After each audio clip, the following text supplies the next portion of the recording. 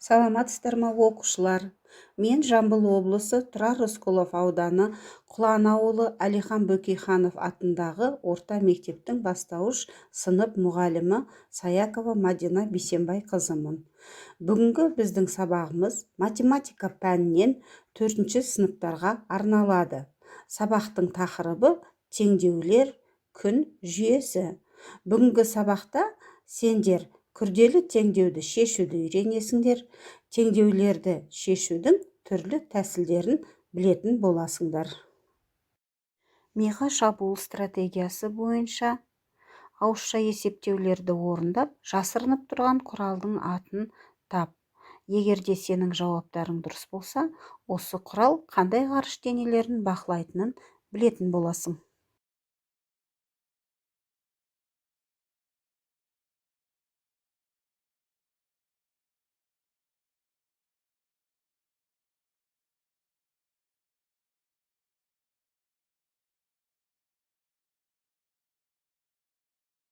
Телескоптың қандай ғарыш денелерін бақылайтынын білдің. Енді осы телескопқа байланысты есеп шығарып көрейік. Оқулықтың 16-шы бетіндегі бірінші есеп. Оқушылар үйінде жас ғарышкерлер үйірмесі ашылды. Әр қайсысынан 2 данадан 2 түрлі телескоп сатып алынды. Телескоптың бір түрінің бағасы 78.900 теңге. Егер барлық саудаға 371.800 теңге төленген болса, екінші телескоп қанша тұрады? 2 данадан 2 түрлі телескоп сатып алынды дегеніміз, барлығы 4 телескоп болғаны. Осы есепті сен қалай шығарар едің? Видеоны тоқтатып, ойланып, есептеп көр. Талпын, ерінбе. Енді өзіңнің шешуіңді мұғалімнің түсіндірмесімен салыстыр. Мұғалімнің көмегіне жүгінсең болады. Бұл есепті шығару үшін бізге не белгілі? Соған назар аударайық. Телескоптың бір түрінің бағасы 78.900 екені белгілі. Және бір түрінен 2 дана сатып алғаны белгілі. Демек, бірінші амалымыз 2 көбейту 78.900 болады. 78.900 теңгені 2-ге көбейткенде 157.800 теңге шығады. Бұл 2 телескопқа кеткен ақша. Берілген суретке назар аударыңыздар. Егерде 4 телескопқа 371.800 теңге жұмсалса, соның ішінде телескоптың бір түрінің 2 данасына 157.800 теңге төленген болса, қалған 2 телескопты сатып алу үшін неше теңге қалды? Соны анықтауымыз керек. Ол үшін біз екінші амалды орындаймыз. 371.800 азайту 157.800 тең 214.000 теңге. Бұл 2 телескопқа қалған ақша. Телескоптың екінші түрі 2 дана болғандықтан 214.000-ды 2-ге бөлеміз.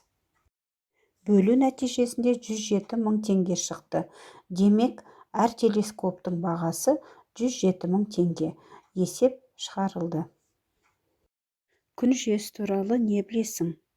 Ойланып көр. Егерде сені осы ақпарат қызықтырса, сабақ біткеннен кейін өзің интернет желісінен қосымша ақпарат ізден көр. Балалар, мына теңдеуді қарастырайық. 5 көбейту y азайту 10 тең 15. Бұл күрделі теңдеу. Күрделі теңдеулер деп 2 немесе одан да көп арифметикалық амалдардан тұратын теңдеулерді айтамыз. Күрделі теңдеулерді шешу белгілі бір ретпен жүзеге асырылады. Теңдеудегі орындалатын амалдардың орындалу ретін белгілейміз. Біздің теңдеуімізде бірінші амал көбейту, екінші амал азайту. Соңғы амал бойынша белгісізді анықтаймыз. Бұл теңдеудегі соңғы амал азайту болғандықтан белгісіз 5 көбейту y азайғыш ретінде қарастырамыз. 10 азайтқыш, айырманың мәні 15. Енді белгісіз азайғышты табу үшін айырмаға азайтқышты қосу керек. 5 көбейту y тең 15 қосу 10. 5 көбейту y тең 25. Мінекей қарапайым теңдеу шықты. Енді біз осы қарапайым теңдеуді шығарамыз. Белгісіз көбейткішті табу үшін көбейтіндіні белгілі көбейткішке бөлу керек. Бұл жерде белгісіз көбейткішіміз y, сондықтан біз көбейтінді 25-ті 5-ке бөлеміз. Белгісіз көбейткішіміз y тең 5. Енді теңдеуді тексереміз. 5 көбейту 5, азайту 10 тең 15. 5-ті 5-ке көбейтсек 25, 25-тен 10-ды азайтсақ 15. 15 тең 15. Теңдеу шықты. Оқулықта 3-ші тапсырмада күрделі теңдеулер берілген. Оқулықтың түсіндірмесі бойынша күрделі теңдеулердің шешілу тәсілін мұқият қарап, түсініп ал. Балалар, оқулықтың 16-шы бетіндегі 2-ші тапсырмаға назар аударыңыздар. Күрделі теңдеуді құрып көрейік. Айна бір сан ойлады. Оны 16 есе кемітті. Шыққан санды 15473-ке арттырып, 27857 санын алды. Айна қандай сан ойлады? Енді күрделі теңдеу құрамыз. Айнаның ойлаған санын x деп алып, 16 есе кемітті болса, бөлу 16. Шыққан санды 15473-ке арттырса, қосу 15473 тең 27857. Мінекей күрделі теңдеу құрдық.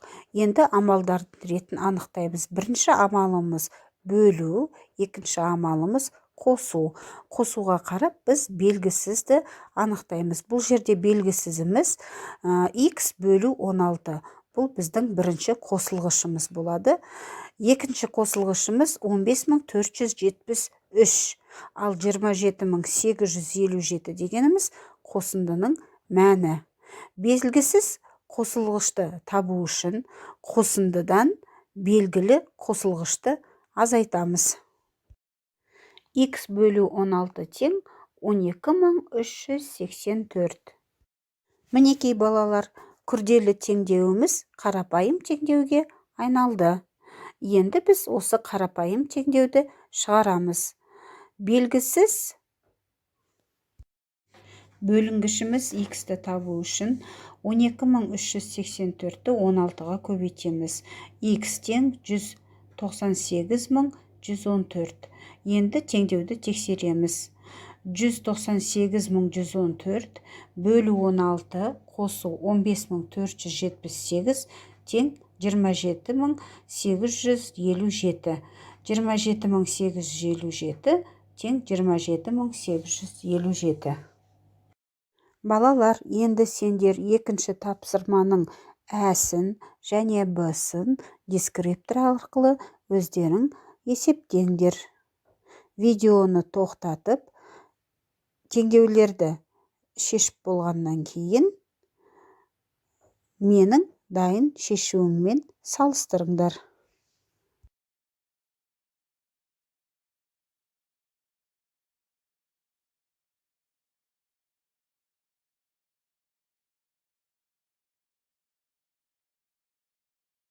Оқулықтағы 4-ші тапсырмадағы теңдеулерді алдыңғы теңдеулердің шешілу жолдарына қарап, дәл солай талдай жасай отырып шығарыңдар. Шығарып болғаннан кейін суретке түсіріп, маған жіберіңдер. Төмендегі дескрипторды қолданыңдар. 5-ші тапсырмадағы теңдеулерді тәсілдердің бірімен шешіңіздер. Төмендегі дескрипторларды қолданыңыздар. Дескрипторлар сіздерге қай жерден қате жіберіп жатсыздар, немесе теңдеулерді шешуді қаншалықты меңгердіңіздер, соны анықтауға сіздерге көмектеседі. Сәттілік!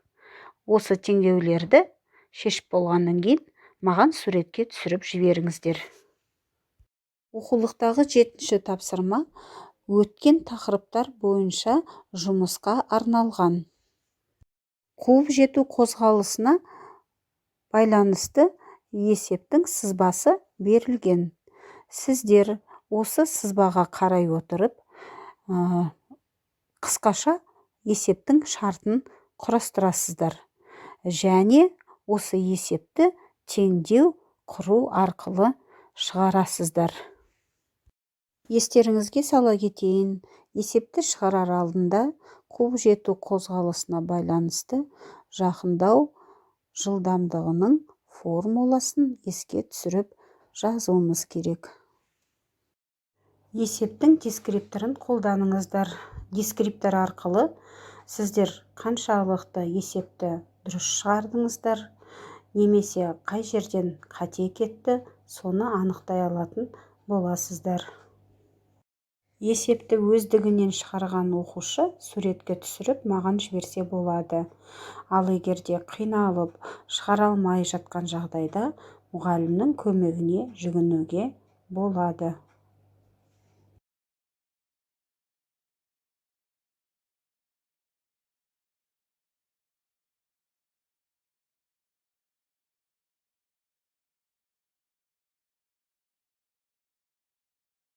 Бүгінгі онлайн сабағымыз өз мәресіне жетіп қалды. Мен сіздерге оқулықтың 19-шы бетіндегі номер 11, сол жақ бетіндегі амалдардың орындалу ретін белгіле, теңдеулерді шеш деген тапсырманы беремін.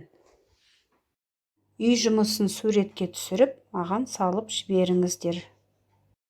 Бүгінгі сабақты қорытындылай келе, бүгінгі сабақта біз нені білдік, нені үйрендік, теңдеу шешуде қандай қиындықтар болды, осыны анықтау үшін мына кестені маған толтырып жіберіңіздер. Толтырған кестені суретке түсіріп алыңыздар. Мына кестені былай толтырсаңыздар болады. Теңдеудің белгісіз бөлігін анықтауды мысалы үйрендім. Санды өрнектің мәнін дұрыс есептеуді білемін.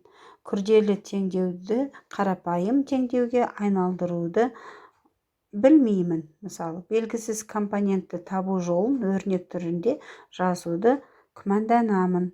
Теңдеудің түбірін анықтауды үйрендім. Теңдеуді тексеру өрнегін жазуды білемін. Міне осылай толтырып жіберсеңіздер болады.